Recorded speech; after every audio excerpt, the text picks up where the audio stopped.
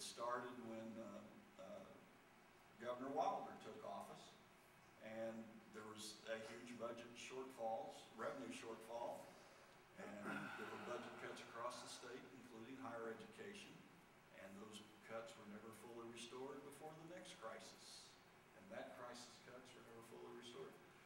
Either you're going to give up providing a quality education, or you're going to get the money from somewhere else, and most of the colleges and universities have chosen to do that by increasing tuition. Thank you. Experienced a lot of economic hardships, as well as the economy. How would you propose to improve the lives of the citizens as it relates to education, employment, and reducing crime? Well, that's a big Actually, those are very closely related issues, because the fact of the matter is, economists have done this research, and they have determined that the better educated the population, the lower the unemployment rate those people experience. I'm glad you could tie that together. The fewer healthcare costs they incur, and the fewer crimes they commit. So the key, excuse me, I think I've got what you've got. Back to education from pre-K until the 97-year-old guy falls over dead on his way to work. Hopefully not behind the wheel of a car.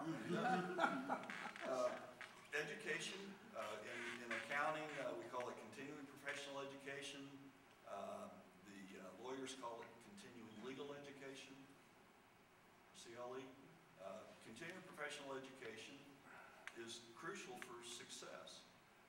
In taxation, for example, my primary area of expertise, if I didn't do 40 or 50 hours of continuing professional education every year, plus additional reading, there's no way I would keep up with just the narrow part of the tax code that I feel like I have some expertise in. So we've got to provide education, starting in pre-K and going all the way through until several years after the person has finally admitted, I'm really retired.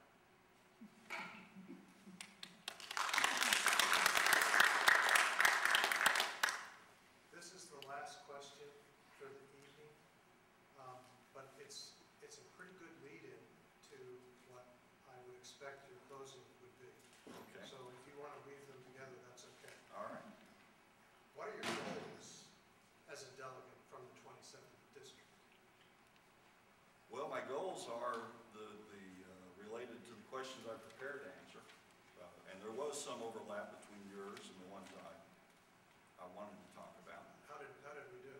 Pretty good, especially when you go around education, because I've experienced the products of our education system from a number of perspectives. I was a student myself. My children were students in the public school systems here in Chesterfield, got good educations, well prepared for college. I've been a college teacher at 2 Virginia institutions plus North Carolina State University. So I have an idea of what the quality of entering students does to the ability to improve those students' knowledge. So education at all levels is, and improving education at all levels is an important objective. Second to that is transportation. Well, this isn't a priority order. These are not mutually exclusive goals. But solving the transportation crisis is crucial. In the long run, we won't have a viable economy if we don't have quality education and a usable transportation system. Hand in hand with that is the general quality of life. If you have dirty air and dirty water, people aren't going to want to live where you are, which means businesses won't be able to recruit good employees. So we've got to have a clean environment.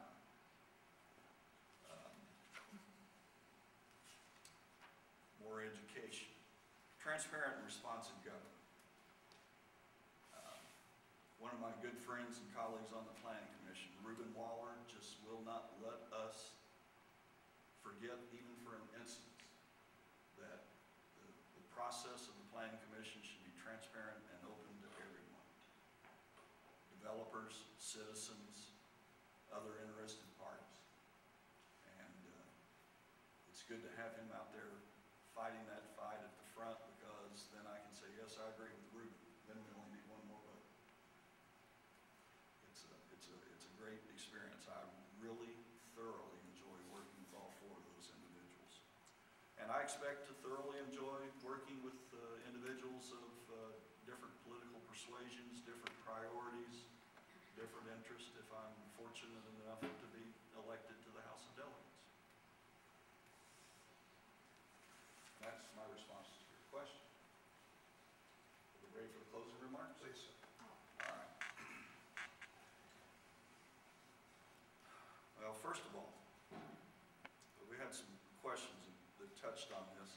In my opinion, the Attorney General and the Governor are both wasting taxpayer resources by pursuing personal agendas and pandering to the most extreme elements of their political base. In the process, they repeatedly provide material to comedians like Jay Leno, David Letterman, and Jon Stewart.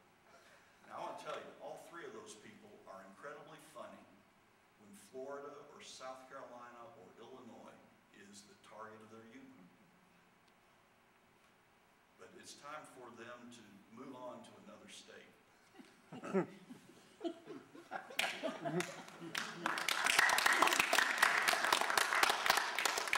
Attorney General's lawsuits against the federal government, there's two of them, you know, you asked about one, and his attack on science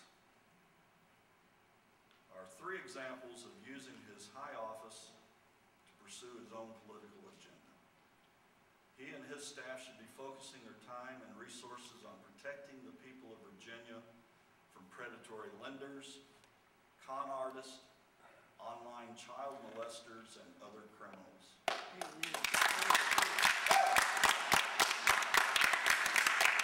The governor should stop pandering to his right-wing base and then backpedaling in an effort to minimize the damage he's done to his national aspirations.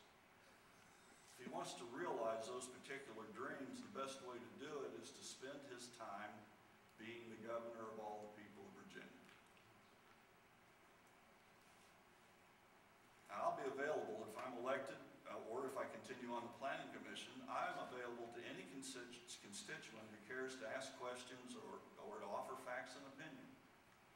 I will either help solve their problems or explain why their problem can't be fixed right now, and sometimes that is the answer. We just can't fix it now. I will be available to other individuals and interest groups, but those from inside the 27th District and from Chesterfield County will always have my highest priority. Unlike my opponent, I will be available to the members of the public even when I know I will face tough questions.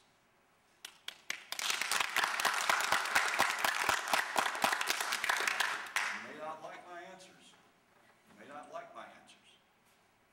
But you will know that I've listened to you, and you will have the best explanation I can give for choosing to do something other than what you thought was best. Those who know me well know I won't hesitate to stand up to powerful people when I think they are wrong. If I'm elected, when it comes to tough decisions, I will not worry about the next election or be concerned about where my campaign dollars came from. Instead, I'll do what I believe is right for the district, the county, and the Commonwealth. In summary, I'm a problem solver who listens carefully to all interested parties and gathers all the other relevant information in order to reach a decision that is, as I said, in the best interest of the Commonwealth of Virginia, Chesterfield County, and the 27th House District. Thank you again for having me here this evening. I will stay as long as anyone here has a